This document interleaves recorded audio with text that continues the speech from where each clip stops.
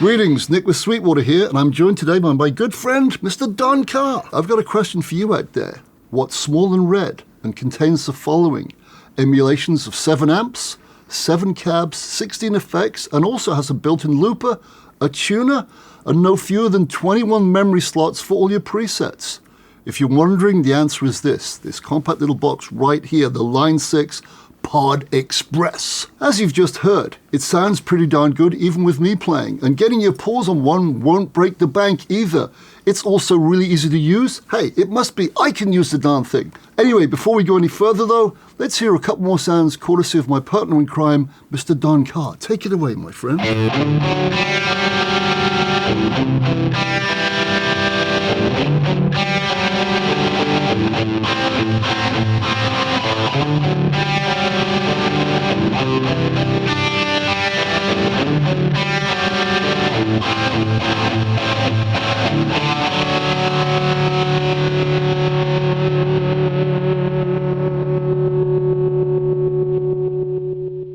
Okay, so for all this little box does, it's easy to get around on. Now each knob has its own color code and set of functions. The center knob chooses the amp and cabinet type: clean, special, chime, dynamic, crunch, heavy, and lead, and each of the 4 knobs around it correspond to an effect category. You've got distortion, modulation, delay, and reverb. Within each category, you have 4 different effects. Now let's give a quick listen to each amp and cabinet type with just a bit of reverb.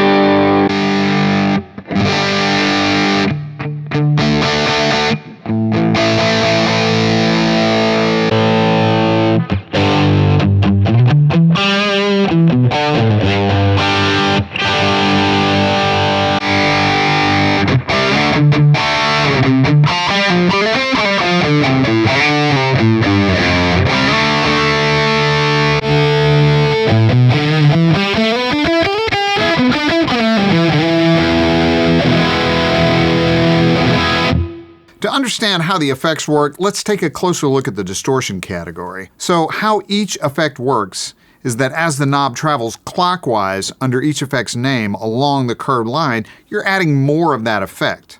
At the break, you've moved into the next effect. Now the nice part is that the center knob's lights indicate the amount you've dialed in, and it's color-coded to the effect category. Okay, check it out. Here we are on boost. Now I'm gonna turn up boost and you'll see that the center lights progress, right, as I'm turning it up till I get all the way to the top of boost. Then we get to the break, and now we're on overdrive. And I turn it up, etc., etc. So this concept works the same for every effect category. Modulation has blue lights in 4 different types, green for delay and orange for reverb. Let's hear a little of each so you can see how intuitive this is.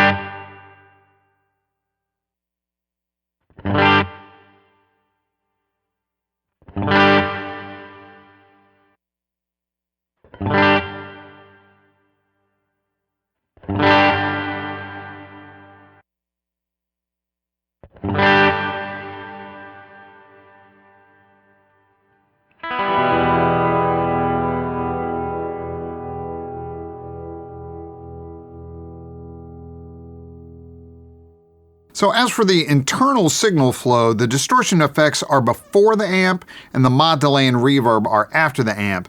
Now these post effects are in stereo, and some of them really move across the stereo field like you heard, like the tremolo and the ping pong delay. Oh, and also to mention, the tap foot switch controls the modulation speed and the delay time. You'll also notice that under each knob is a word in silver print, which is each knob's secondary function. So under distortion, there's gain; under mod, it's mid; bass under delay; treble under reverb; and channel volume under the amp selector. Now those are the amp controls for the amp you have selected. So to access those, just hold down the Alt button while you're turning the knob, like this. To access an amp's master volume level, hold the tap and Alt at the same time and turn the delay knob, and for the amp's presence control, hold the Alt and tap and use the reverb knob. Also in the signal flow, there's a noise gate at the input, and to access the threshold and decay controls, hold Alt and tap and use the distortion and mod. And lastly, you can change the cabinet model by holding Alt and tap and turning the amp knob.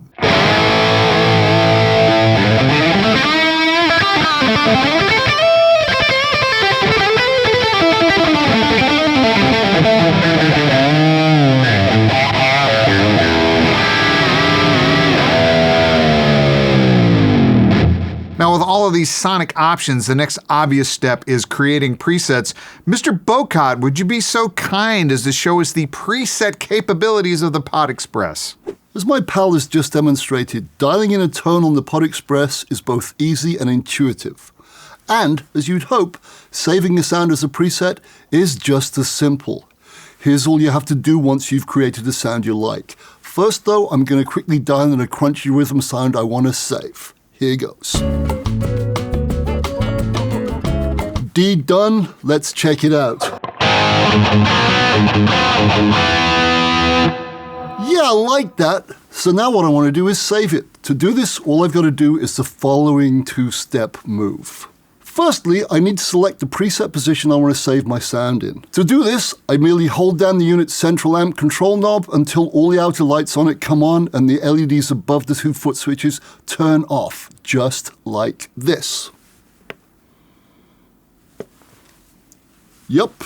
As you can see, the foot switch LEDs are now off and all the LEDs around the central amp encoder control are dimly glowing, but one is brighter and flashing. The flashing one tells us that's the current preset position. As mentioned at the very start of this video, there were a total of 21 preset locations in the Pod Express, and they were effectively in 3 banks of 7. The first 7 all have white LEDs around the central control. Let's check it out. There they are right now. So I'm at position 1, if you will, on bank 1. So I've got 1, 2, 3, 4, 5, 6, and 7. Now I'm at the 7th white LED preset. If I keep scrolling clockwise, I end up in the next lot, which is the yellow presets. And there's 7 of those. 1, 2, 3, 4, 5, 6, and 7. Then guess what? If I keep rotating clockwise, I get into the purple bank. Dun, dun, dun. And there they are. There's 7 of these bad boys. And when I get to number 7 and keep scrolling, I'll go back to white. So white, yellow, purple, 7 in each, 21 in total. Having explained that, let's say I want to save my crunch sound in the 4th yellow LED slot. This one right here. I'm going to go through to yellow and get to number 4. Right there. That's the unit telling me, do you want to save it here? I'm going to say yes. So all I've got to do now is step 2, which is press this little bad boy down. As you just saw, after I tapped the amp knob once, the chosen yellow LED blinked, and then the unit reverted back to where it was initially. Let's quickly do that again in case you missed it, because it happens really, really quickly. Here we are, back at where I want to save it, so deja vu. Tap flash, back to red. Incidentally, if I'm in step 1 of this save process, this one right here, and then I go, shoot, I want to tweak it a little bit more. To get out of it's really easy. I just press one of these 2 buttons, and I'm back where I started in the real-time tweak and play mode.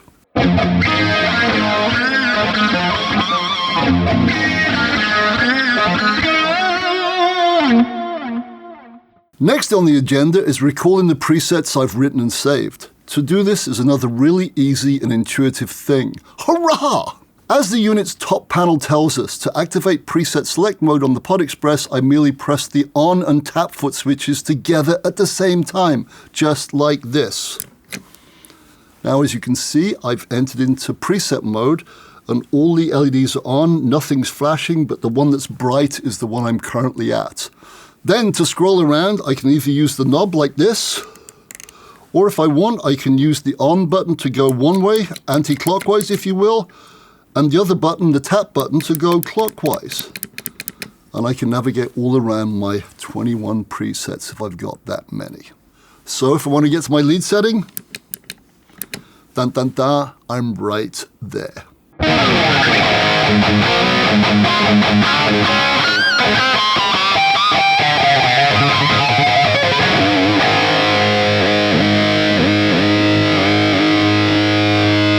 The unit's default right out of the box setting is called Instant, and as you've just heard, when I scroll through the presets, it immediately loads the next preset as soon as you move to it. If you'd like, though, you can reconfigure the unit to queue up the next preset you want to go to, and then you hit it again to actually activate it, and it's all explained in the unit's handy-dandy and well-written manual, this bad boy right here. That option, by the way, is called Load. Another cool feature that lurks within the Pod Express is its built-in looper.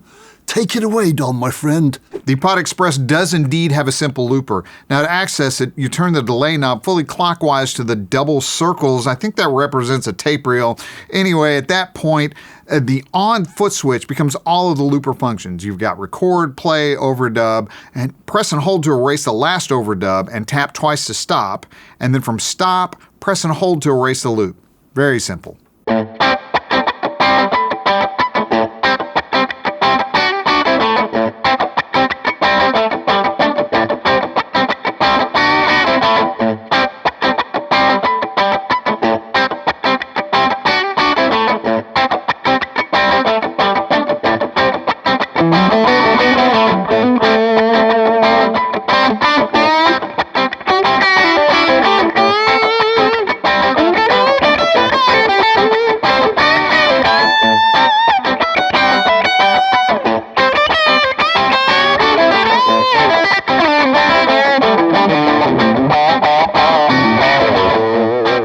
That's a pretty cool little creative tool to have right there at your feet. Anyway, as mentioned at the very start of this video, the Pod Express has a built-in tuner. And to access it, all you do is this. You press and hold the tap button, thus. This mutes the unit so you can tune in silence, and then those central LEDs tell you if you're in tune or not. Let's quickly check this out by me detuning my A string a hair or three and then using it to retune the thing. Here we go. Yep, I'm a little flat, so... Dun dun dun, in tune. Nice. Before we get out of here, I guess we should quickly go over the inputs and outputs of this bad boy. Going from left to right on the rear panel of the pedal, we have the following. Guitar input and then 2 outputs so you can use the unit in either stereo or mono. And we're using it in stereo in this video and running it straight into the mixing board.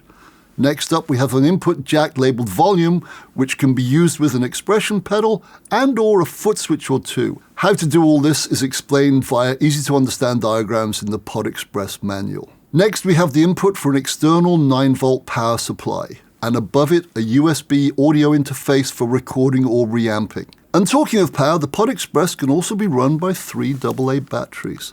Very nice indeed.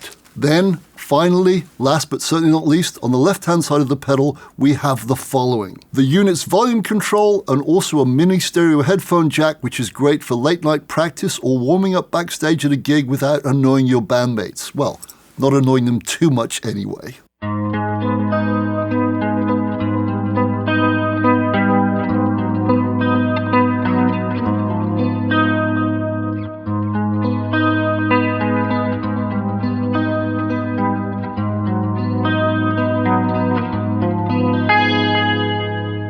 And there you have it, my friend, a quick overview of the features and also some of the many sounds that lurk within the Line 6 Pod Express.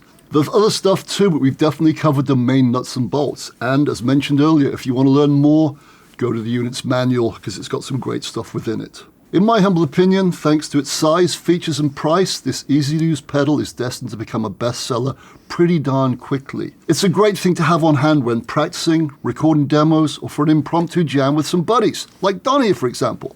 It's also a great backup to having your gig bag just in case.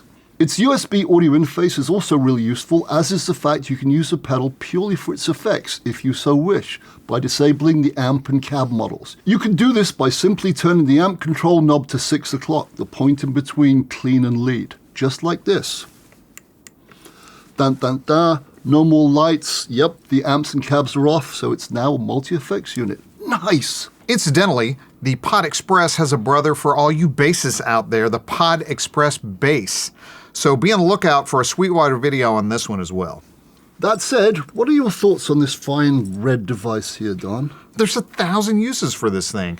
For practice, for playing by yourself, for jamming with your friends, as a backup rig. Oh my gosh, it's amazing, man. Travel buddy, throw that right in the gig bag, easy to go, man. Yeah, the fact it runs off batteries is a godsend, Yeah, as indeed. is the mini headphone output as well. Indeed. Just sit there, play by yourself, all by yourself, all good. Everything you need right there, man. One other thing I should quickly point out is this. The fact that all of the models within this little bad boy are based on Line 6's popular HX series of processors means this could well be a gateway to something like a Helix later on down the line in your playing career. Anyway, Don, thanks for joining, my friend, and thank you for watching. Mr. Carr, please play us out.